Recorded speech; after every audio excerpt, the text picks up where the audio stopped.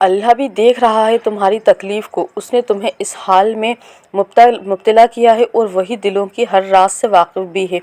وہ مکمل اندھیرے میں نہیں چھوڑتا، کہیں نہ کہیں سے کوئی نہ کوئی دروازہ کھول ہی دیتا ہے، کوئی سی کھڑکی کھول ہی دیتا ہے، اور اللہ تعالیٰ ہمیں راستے میں کبھی اکیلا نہیں چھوڑتا۔ تمہیں جب بھی تکلیف یا پریشانی آئے تو مایوس مت ہو، اللہ تعالیٰ نے ضرور تمہارے لیے آسانی بھی رکھی ہوگی۔ رات جب گہری ہو جاتی ہے تو دن نکل آتا ہے، ویسے ہی جب تمہیں لگتا ہے کہ اب کچھ نہیں بچا اور آزمائش سخت ہو گئی ہے تو آزمائش وہیں سے کھل جاتی ہے۔ اگر اللہ نے تمہارے منصوبوں سے معاملہ ٹھیک نہیں کیا تو یقیناً وہ اپنے منصوبے سے تمہارا معاملہ ضرور سدھار دے گا، اور اس کے منصوبے تو ہوتے ہی بہترین ہیں۔ تمہارے ذمے اس نے ایک کام لگایا ہوا ہے اور وہ ہی اس پر توکل کرنا۔ اس معاملے کی رسی ڈھیلی چھوڑ کر دیکھو، صرف اللہ پر توکل کرو، وہ سنبھال لے گا۔ تمہارے اوپر تو کوئی بوجھ ہے ہی نہیں، یہ سارا بوجھ صرف سوچوں کا ہے، ڈر کا ہے، جو ہم ڈر جاتے ہیں، جو ہم تکلیف سے گزرتے ہیں، ان سب چیزیں کا ہے۔ ہمیں ڈر اور تکلیف جب ہی محسوس ہوگی جب ہمارا جو توکل ہوگا وہ کم ہو جاتا ہے، تو ہمیں توکل جو ہے وہ ہمیں بڑھانا ہے، کیونکہ توکل جو ہے وہ سب کچھ کروا دیتا ہے۔ اور تم نے اتنے سال یہ تکلیف سہی ہے تو ضروری تو نہیں ہے کہ یہ تمہاری تکلیف ختم نہیں ہوگی، یہ ضرور تمہاری تکلیف جو ہے وہ تمہارے لیے تمہاری برائی کا باعث بنے گی، یعنی تمہاری برائی کو ختم کرنے کے لیے بنے گی، اور تمہاری تکلیفیں ساری تمہاری توکل کی وجہ سے ختم ہو جائیں گی۔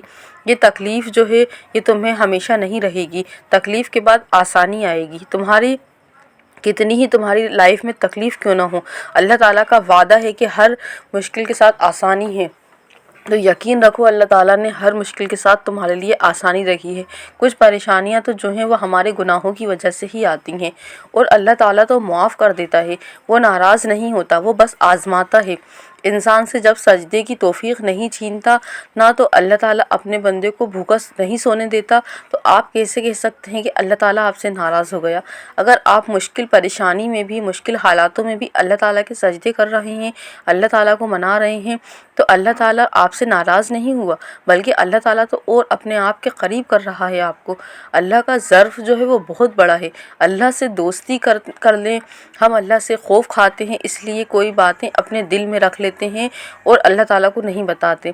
اللہ کو دوست بنائیں اور اس سے ہر بات کریں، اس سے کہیں میں بھٹک گیا ہوں، مجھے مزید کوشش نہیں ہو رہی اور میرا یہ معاملہ اب اللہ تعالیٰ آپ سنبھال لیں، وہ سنبھال لے گا۔ آپ توبہ کرتے رہیں، آپ استغفار کرتے رہیں۔ اللہ نے جب انسانوں میں نرمی کی صفت رکھی ہے تو سوچیں اس کے اندر خود یہ صفت کتنی گہری ہوگی۔ بس اللہ بہت رحیم ہے، وہ بہت بڑا رحمان ہے، وہ بدلہ نہیں لیتا۔ آپ نے جس کا دل دکھایا ہے اس سے معافی مانگ لیں اور اللہ کو راضی کرنے کے لیے وہ سب کریں جو اللہ تعالیٰ کو پسند ہے۔ اللہ تعالیٰ آپ کو کبھی بھی پریشانیوں میں اکیلا نہیں چھوڑے گا، اللہ تعالیٰ آپ کو ان سختی سے، ان حالاتوں سے نکال دے گا۔ بس اپنے گناہوں کی توبہ کر لیں اور اللہ تعالیٰ کو منانے میں لگ جائیں۔ اللہ تعالیٰ یہ نہیں کہتا کہ اللہ تعالیٰ کو سارا دن مناتے رہو، لیکن ایک ایسا وقت نکالیں جس میں صرف وہ وقت آپ کا اور اللہ تعالیٰ کا ہو۔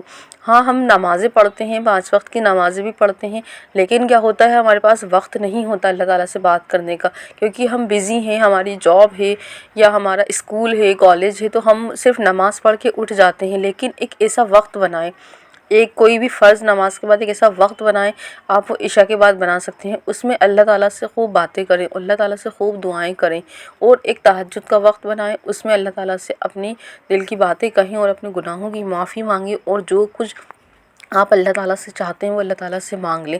اللہ تعالیٰ بے شک ہر چیز دینے پر قادر ہے، کیونکہ یہ دنیا اللہ تعالیٰ کے حکم سے ہی چلتی ہے، تو ایسا کیسے ہو سکتا ہے کہ ہماری دعاؤں سے اللہ تعالیٰ ہماری تقدیر نہ بدلے اور ہماری پریشانیوں کو سولیوشن نہ دے۔ السلام علیکم، welcome to my channel, it's me Zakia Alam. آج میں آپ لوگوں کے ساتھ جو میریکل اسٹوری شیئر کرنے والی ہوں وہ استغفر اللہ کی میریکل اسٹوری ہے اور درود شریف کی میریکل اسٹوری ہے، تو آپ لوگ اس کو لاسٹ تک ضرور سنیے گا۔ آپ کو میں ایک میریکل اسٹوری پڑھ کر سنا رہی ہوں۔ انہوں نے لکھا ہے، السلام علیکم سب کو، میں اپنی کہانی شیئر کرنا چاہتی تھی۔ 12 سال کی جدوجہد اور تاریکی کے بعد اچانک مجھے ملتان کے ایک روحانی لیکچرر ڈاکٹر حامد شفیع مل گئے، جو درود اور استغفار کی طاقت سے لوگوں کی رہنمائی کرتے ہیں۔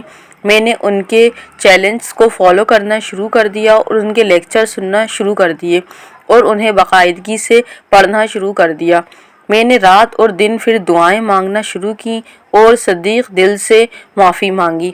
اللہ نے میرے اندھیرے کو روشنی میں بدلنا شروع کر دیا اور اب مجھے ایسا لگتا ہے کہ جیسے میں نے ایک نئی شروعات کی ہے، اور اللہ سے مزید برکتوں کی امید رکھتے ہوئے میں اپنی زندگی میں رونما ہونے والی خوبصورت تبدیلیوں کا مشاہدہ کرتے ہوئے استغفار کے ساتھ آگے بڑھ رہا ہوں۔ اللہ کا شکر ہے کہ ڈاکٹر صاحب حامد شفیقی کاؤنسلنگ کر کے ہماری رہنمائی کر رہے ہیں، الحمدللہ۔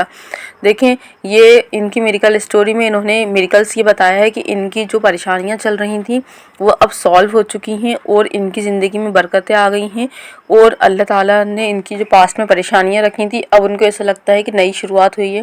یہ جو بتا رہی ہیں یہ سچ میں ایسا ہوتا ہے، کیونکہ جب ہم استغفر اللہ پڑھنا شروع کرتے ہیں، میں بھی 8 سے 12 مہینے سے یا مجھے 1 سال کے اوپر ہی ہو گیا میں استغفر اللہ پڑھ رہی ہوں، تو مجھے بھی ایسا ہی لگتا ہے کہ جو 1-1.5 سال پہلے کی جو لائف تھی اور ابھی کی جو لائف ہے اس میں زمین اور آسمان کا ڈفرینس ہے۔ پہلے اتنا سکون نہیں تھا، اب لائف کے اندر بہت زیادہ سکون ہے، اور یہ ہو رہا ہے کہ استغفر اللہ پڑھنے سے بہت زیادہ دین کے قریب ہوتا ہے انسان، اور اپنے گناہ پتہ چلتے ہیں کہ ہاں میں نے اتنے گناہ کیے ہیں، یا میں نے اتنی زیادہ لوگوں کو پریشان کیا ہے، یا میں نے بہت زیادہ اپنے آپ پر ظلم کیا ہے، میں نے گناہ کر کے یا گناہوں کی زندگی جی کے۔ گناہ مطلب ہم چھوٹے چھوٹے گناہ بھی کرتے ہیں، ضروری نہیں ہے انسان بڑا ہی گناہ کر رہا ہو، جھوٹ بولنا، غیبت کرنا، کسی کی بات ادھر سے ادھر کرنا۔ تو استغفر اللہ پڑھنے سے یہ ہوتا ہے کہ اللہ تعالیٰ اب ہمیں ان چیزوں سے بھی بچانے لگتا ہے۔ ہم جب ایسا کام کرنے کی کوشش بھی کر رہے ہوتے ہیں، اللہ تعالیٰ کہیں نہ کہیں سے ہمیں بچا لیتا ہے۔ تو جب ہماری زندگی سے برائی چلی جائے گی، جب ہمارا دل جو ہے وہ صرف اللہ تعالیٰ کا ہو جائے گا، تو کیوں ہماری زندگیوں میں خوشیاں نہیں آئیں گی، کیوں ہماری زندگیوں سے پریشانیاں دور نہیں ہوں گی۔ اب لوگ یہ سوچتے ہیں کہ ہم اتنے سالوں سے استغفر اللہ پڑھ رہے ہیں، لیکن ہم ایک جو پرٹیکولر دعا مانگ رہے ہیں وہ ہماری قبول نہیں ہو رہی، تو یہ آپ اپنے اوپر غلط سوچوں کو حاوی کر رہے ہیں۔